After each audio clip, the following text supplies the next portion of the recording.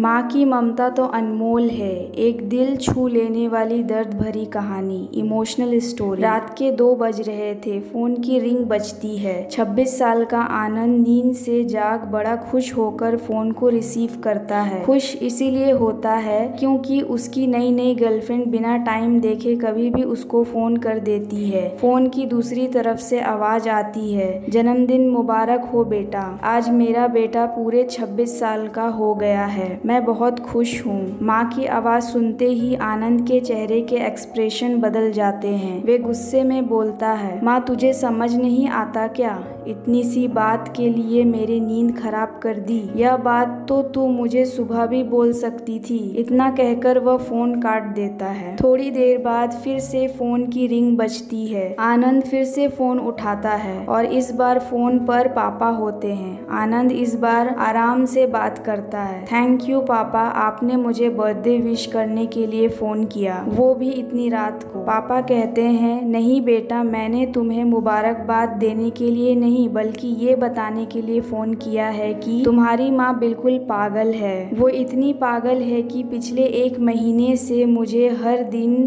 तेरा बर्थडे याद दिलाती आ रही है। वो इतनी पागल है कि तू हमसे सैकड़ों किलोमीटर दूर है, फिर भी उसने यहाँ पर खुद अपने हाथों से तेरे लिए केक बनाया है। ऊपर से ये जिद कर बैठी है कि जब तक तुझे विश नहीं कर देती तब तक ना खुद खाना खाएगी ना मुझे खाने देगी। आनंद सब ध्यान से सुन रहा था और उसे यह महसूस भी हो रहा था कि उसने अपनी माँ को फॉर ग्रांटेड ले लिया था। वो बोला, नहीं पापा, माँ बिल्कुल पागल नहीं है। नहीं बेटा, तू अपनी माँ के पागलपन को नहीं जानता है, मैं जानता हूँ। वह तो 26 साल पहले ही पागल हो गई थी जब डॉक्टर ने उसे कहा था या तो हम बच्चे को बचा सकते हैं या आपको। उसने बिना 1 सेकंड भी सोचे बच्चे को बचाने का फैसला ले लिया और मुझे भी कसम देकर उस फॉर्म पर साइन करने के लिए मना लिया था जिस पर लिखा था उसकी जिंदगी इस ऑपरेशन से खतरे में है और अगर उसे कुछ होता है तो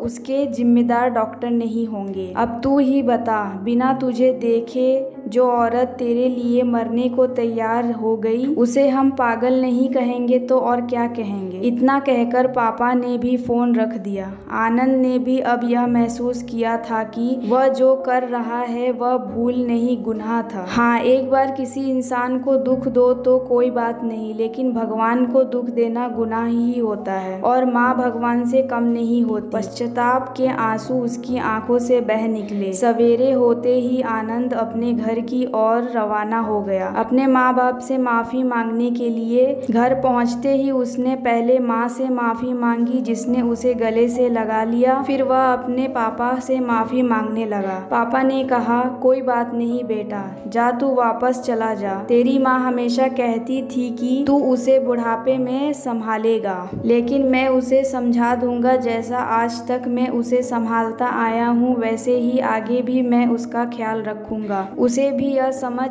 लेना चाहिए कि जो बेटा उसके एक फोन करने से परेशान हो जाए वह उसे उम्र भर क्या संभालेगा। बाप की ऐसी कड़वी बातें सुन आनंद की आंखें बहने लगी। वो सर झुकाए अपने पापा के सामने चुपचाप खड़ा रहा। अपने बेटे को परेशान देख माँ आगे आती है और पापा को कहती है, जाने दीजिए, माफ कर दीजिए, हमारा ही तो बेटा है। माँ की ममता का मोल ना कोई लगा पाया था ना कोई लगा पाएगा। 9 महीने प्रसव की पीड़ा सहन करके हमें नई जिंदगी नई दुनिया में लाने वाली माँ ही हमारी हर गलती को माफ कर सकती है। तो दोस्तों, आपको यह कहानी कैसी लगी हमें कमेंट सेक्शन में जरूर बताएं और हमारे चैनल को सब्सक्राइब करें। अपना कीमती समय निकालकर इस कहानी को सुनने के लिए धन्यवाद।